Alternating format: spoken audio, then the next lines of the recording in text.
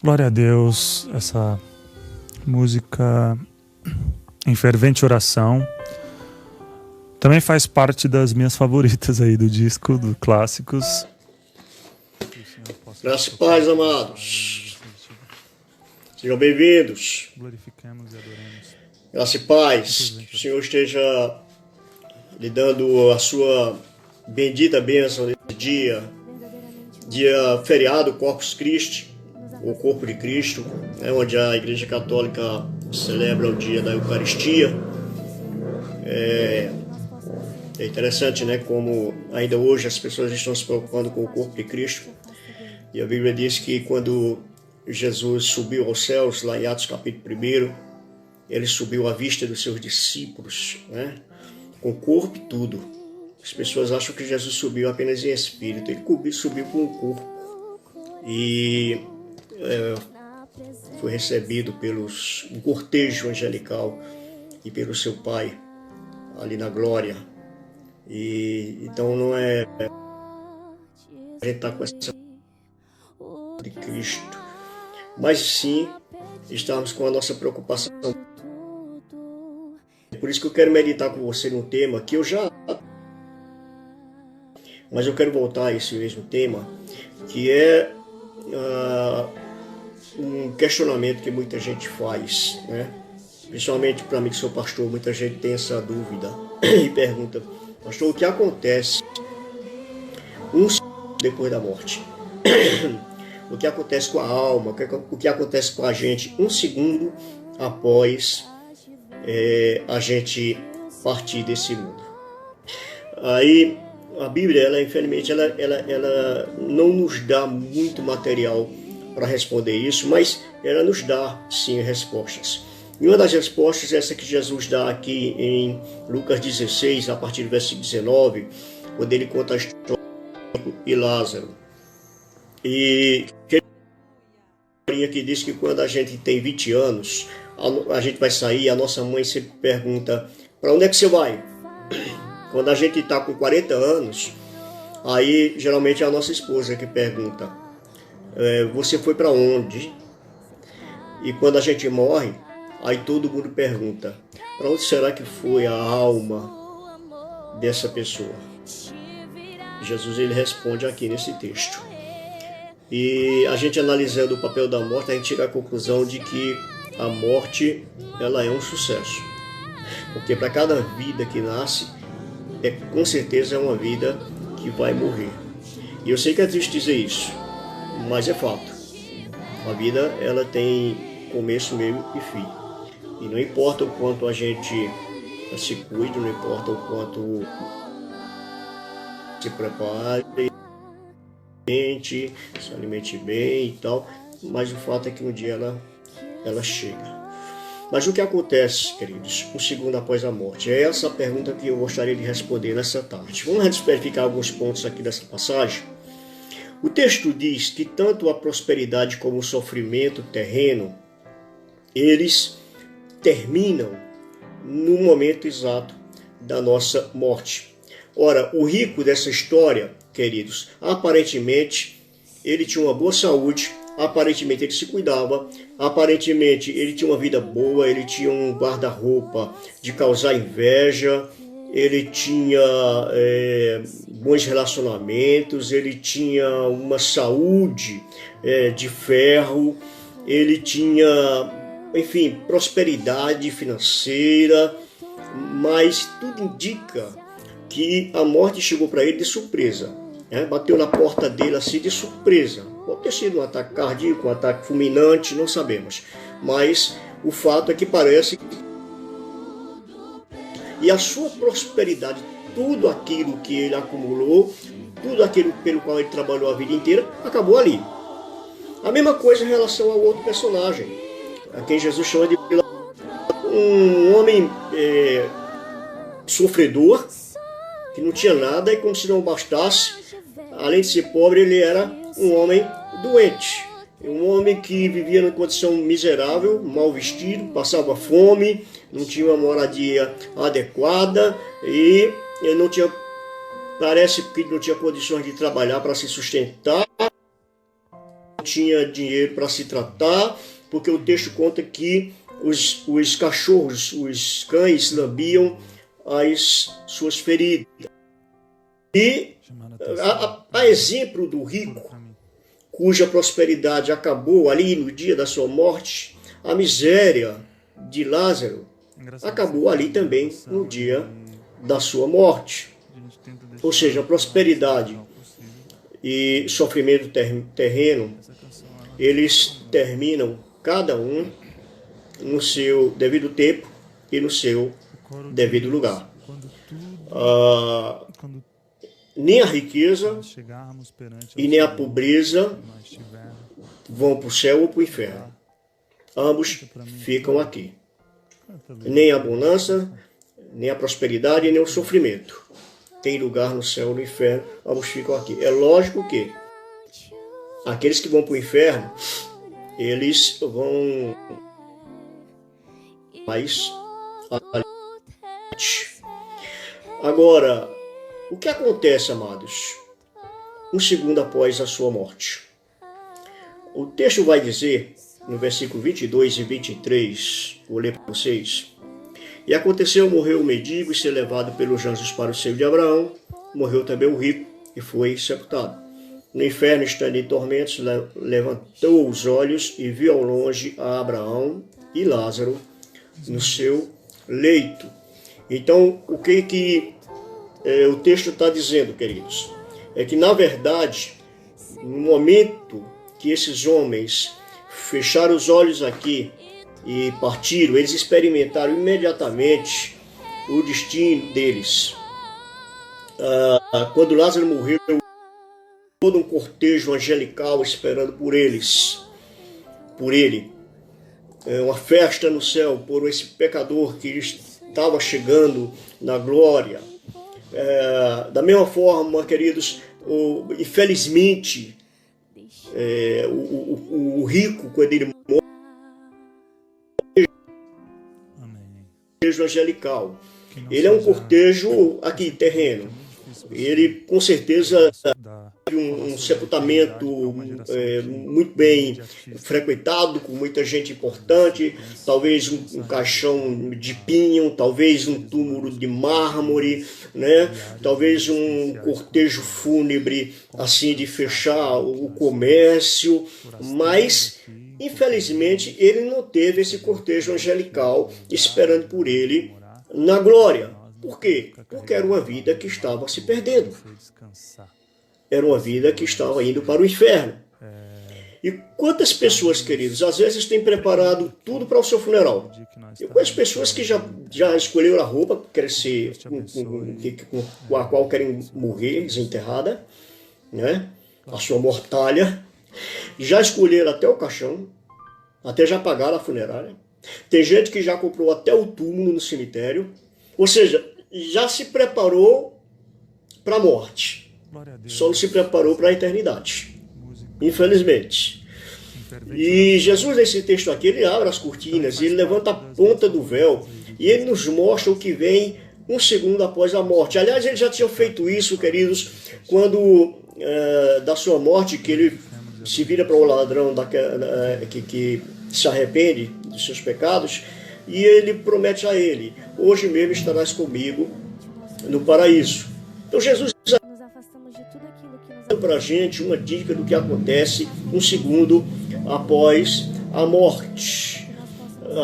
E aqui Jesus ele começa a esboçar uma ideia do que acontece com esses dois homens a partir daquele dia. Os seus amigos, os seus familiares, com certeza, eles acompanharam, queridos, a sua trajetória de vida. Os amigos daquele homem rico, com certeza, eles conheciam a história dele, o que o levou a chegar a ponto de ser um homem rico, um homem próspero, de propriedades. Os seus amigos, sua família, com certeza sabiam do caminho que ele tinha percorrido, o que é que ele tinha feito para chegar até aquele ponto que ele chegou, aquele ponto próspero, invejável de vida que ele chegou. Da mesma forma, o mendigo. aqueles que o conheciam sabiam, queridos, da trajetória daquele homem até o momento dele chegar nesse estado de miserabilidade, nesse estado de sofrimento em que ele se encontrava. O que é que o levou a chegar a esse ponto da vida? E seus amigos com certeza sabiam dessa trajetória, mas a partir do momento em que eles morrem, os seus amigos eles só podiam imaginar, mas eles não sabiam absolutamente nada do que tinha acontecido com eles. Eles sabiam até o que tinha acontecido com seus corpos, mas eles não sabiam, amados, o que tinha acontecido com suas almas. Mas a Bíblia nos revela que um segundo após a morte, a nossa eternidade ela está definida, nosso destino. E quando a gente fala de eternidade, amados, só existem duas opções: ou a eternidade com Cristo, ou a eternidade sem Cristo, ou a eternidade no céu, ou a eternidade no inferno. Infelizmente, queridos, a coisa ela é assim. Não existe essa terceira via, não existe essa terceira opção que alguns acreditam que existe.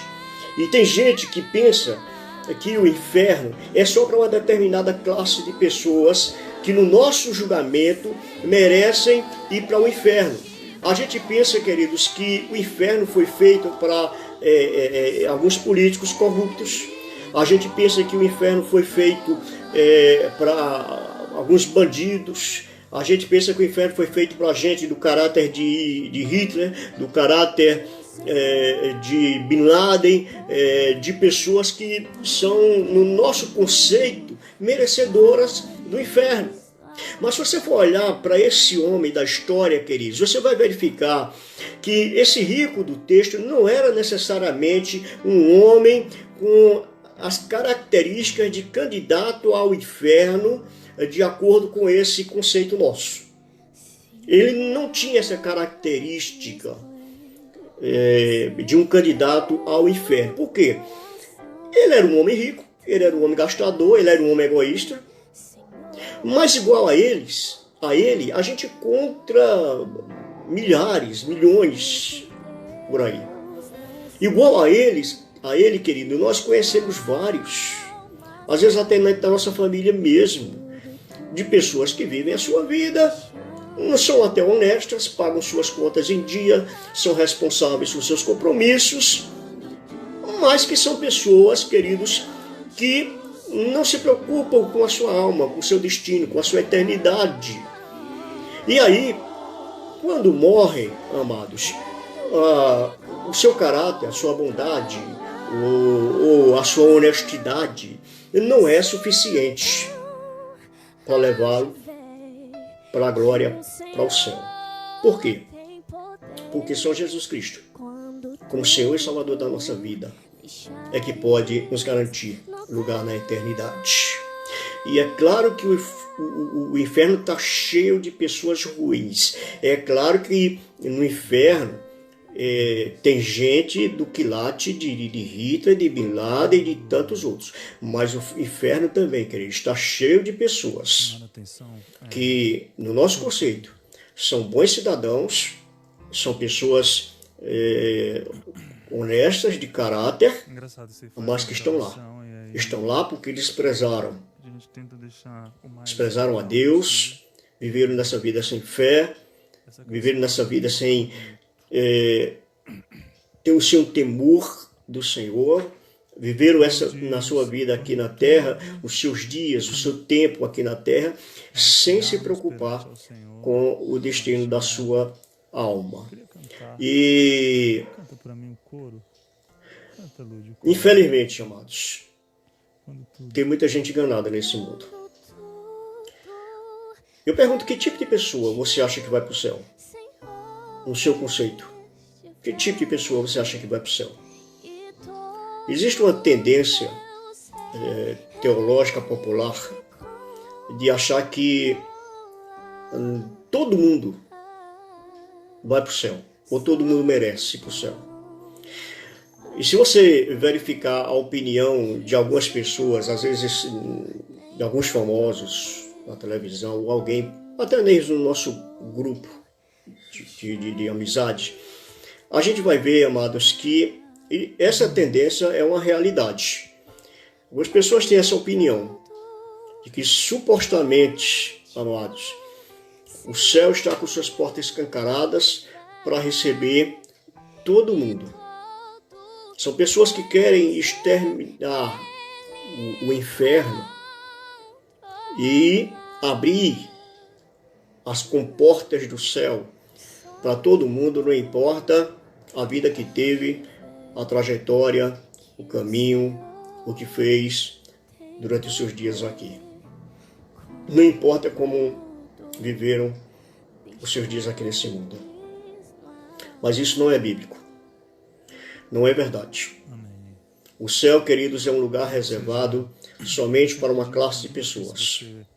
E não é uma classe de pessoas que simplesmente é honesta, que simplesmente tem caráter, que simplesmente pagam suas contas, que simplesmente vivem aqui nesse mundo sem prejudicar os outros.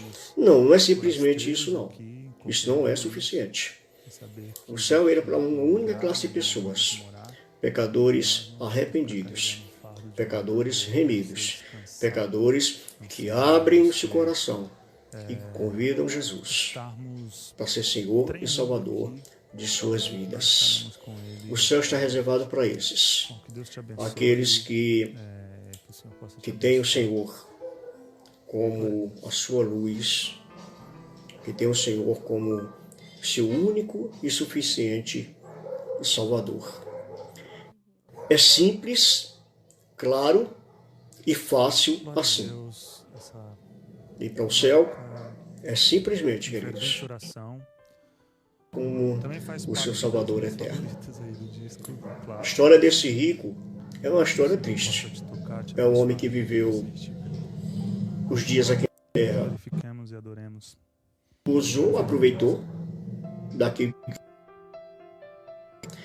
mas que um dia acabou e chegou o momento dele prestar contas. E aí, queridos, a sua riqueza, a sua prosperidade, nada disso contou mais para aquele homem. Por outro lado, aquele homem miserável, pobre, que não tinha nada para oferecer aqui nesse mundo, mas agora ele chega no céu rico, cortejado para passar a sua eternidade na glória. Amém? Pense nisso. O Senhor está na glória, ele subiu aos céus, subiu com o corpo humano, e está esperando por nós lá. Aceite-o como o Senhor e Salvador da sua vida. E assim, querido, viva a sua vida aqui nesse mundo, mas com o seu pensamento, a sua atenção, a sua meta voltada para a glória, para a eternidade. Vamos orar?